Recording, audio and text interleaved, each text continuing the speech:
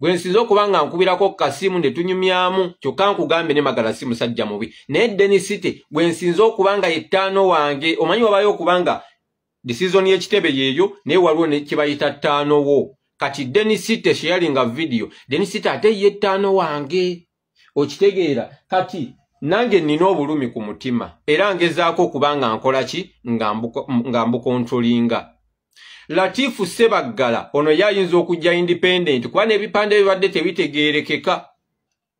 talina kipande ng'ateekako omukulembeze ebipande bye biri awo biri mu kkala ezitategereka yandijja ku independent oba n'agenda eri ne bamuwa akasimu koolokoolo akaalukwago Lord Mayor ayinza okukwata Latifu Ssebaggala kuba kaakati akaseera kano enseekeezi zitandise okutunulira ani gwe basudde DP Buloko gye bayita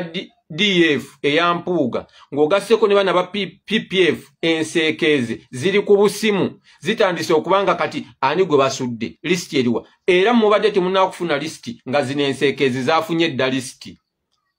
oba okitegeera kati musajja waffe Latifu Ssebaggala ayinza okubanga kaakati agendeyo mu bakkoolokoolo ababeesije amini aba Lukwago oba okugenda ewa DF oba sikyo agenda kujja independent waliwo abantu abamunze bendaba ng'oyo ye agenda kujja independent oba mukitegeera ng'agenda kujja independent mu ndaba gye mulabamu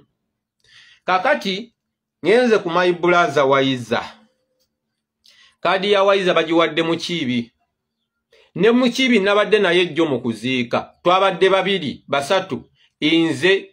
muka meeting kafaawa ak'okwegeyageyamu inze Denisite ne mu Kiibi bwe mba nnimba bajja kugamba nti batokka alimba ne mu Kiibi kakati mu Kiibi ono mwenna mumumanyi abatamumanyi mu Kiibi y'omu kubakulira gundi Freedom Boy atumuyita chairman mu Kiibi kakati yafunye kaadi naye Wayiza nkubira essimu everyday era mbadde mulabanga n'obuvidiyo bwa Wayiza obumu mbupostinga olumu ne muteekako ku status ye musajja nkubirako nangamba batoke oli bulungi mwana wa maama oli bulungi Wayiza mukwano gwange nnyo bye bimu ku binnumye ne mu Kiibi simuyinaako buzibu kakati mu Kiibi naye mukwano gwange nga bw'okimanyi naye Wayiza onankubira nnyo era ensonga zabadde azintegeezaako nnyo Wayiza asibuka mu Katange era mu Katange yakozeyo omulimu gw'amaanyi so Wayiza y'omu ku bakoze eki y'omu ku bannumye oba mukitegeera Wayiza y'omu ku bannumye kuba nze nakugamba Fuutu Soja njagala nnyo afune kaadi ne munnamawulire kaakati ate mmwera muŋŋambye nti muganda waffe Buganda akwata kamera n'alinnya ku mmotoka ya pulezidenti wali waggulu n'abanga abalaga ebigenda mu maaso naye tafunye kaadi lisiti mbadde nkyagitunulamu ffe tetuba na budde okuyisa okuba ne yeewa Kisejja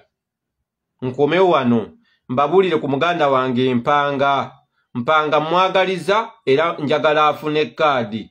okitegeera mpanga mwagaliza era njagala afune kaadi kaakati Katongole Julius naye afunye kaadi by the way ndowooza ekifo Katongole Julius mwali mwe mbadde omusajja Masaba ndowooza deputy speaker ku KCC oba kyekyo Katongole Julius naye afunye kaadi bukya lubanga lwa Mindi omanyi Katongole Julius yasooka n'agezesa waggulu bagezesa waggulu naye ng'amanyi jajja yagezesa waggulu ng'amanyi jajja najja n'agwira abaana ba wansi era n'abatwalako kaadi so Katongole Julius we tukuyozaayoza naawe ofunye kaadi Mubiru James of course ne mulabyeku wanene afunye kaadi kati kamba kusomere Kampala Central Serunjoji Charles Musoke Kawempe North 2 Magala Umaru Kawempe North 1 Semugoma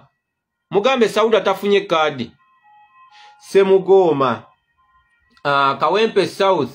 Mukiibi Dennis wano wembadde nkugamba Makerere University Ansibirwa yafunyawo hangenze ku Sendi Moshi ekisinza okunnuma naye nga siteekawo buteesi mbeera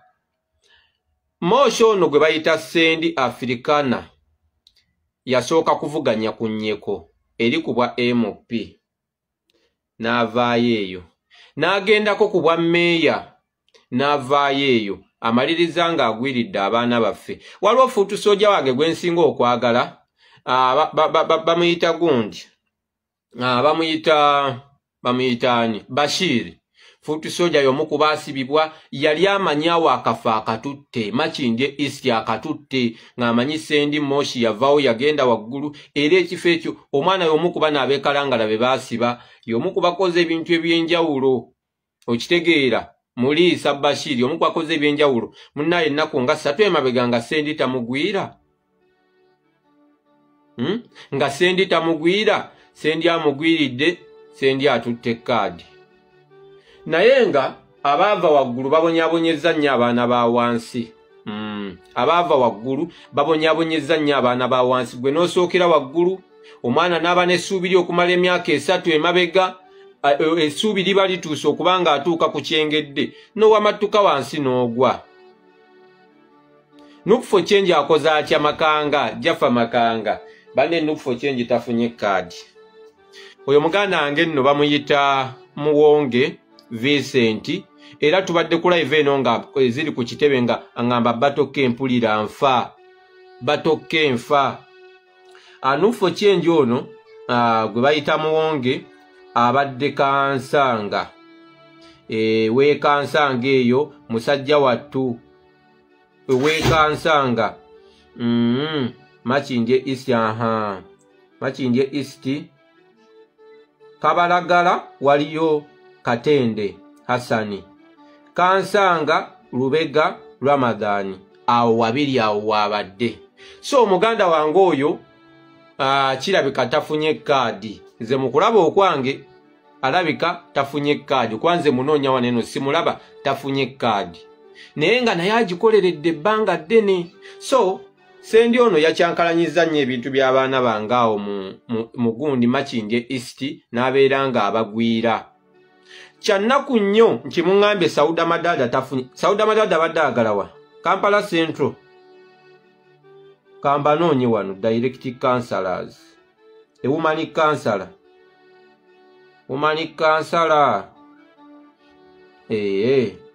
Sauda Madada akoze atya baŋŋambe Sauda Madada tafunye kaadi. Sharoni wa Bobby temutandika biboozi weewumuzeeko naawe. Kati kyenkugamba Sauda Madada baŋŋambe tafunye kaadi kibi nnyo imunoonya wano. Banne ebino byonna betwogera tetuteekawo mbeera jasi nkubuulira abafunye n'abatafunye n'abannumye kuba ekyo tekigaana kunnuma. Kaadi weba ina ekitebe kiba kirina gwe kiwadde kaadi ekyo tekigaana kuba nti ninamukka nnumye Wayiza nnumye naye ne Mukiibi mwagala Dennis tannumye naye ne Magala simuyinaako buzibu.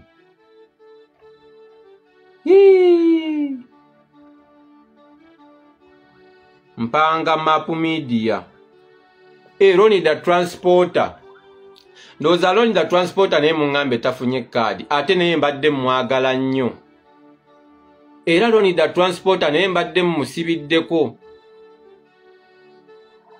okitegeera. Ronida Transporter naye mbadde mwagala nnyo era ne gundi ze mbadde nzisheyalinga bulungi nnyo. Kati nize Map Media family ejja gattagatta Map Media bw'anaagifuna nga tugenderawo family ejja kuba egasse. So baganda bange njagala tugume oba mukitegeera njagala tugume afunye kaadi n'atafunye kaadi njagala tugume. Bembadde nsinga okwagala mbakugambye kuba ne Dennis tennabadde naye ejjo nga nnyumizaamu ennaku ye eya kaadi ne musabira emikisa agifune naye tekitegeeza nti tugenda teekawo embeera. Nze ndi analyst njija n'enkuwa tetugenda teekawo mbeera. Buli omu asirikire waali buli omu akkirize ebyo ekibiina bye Shamimu Namba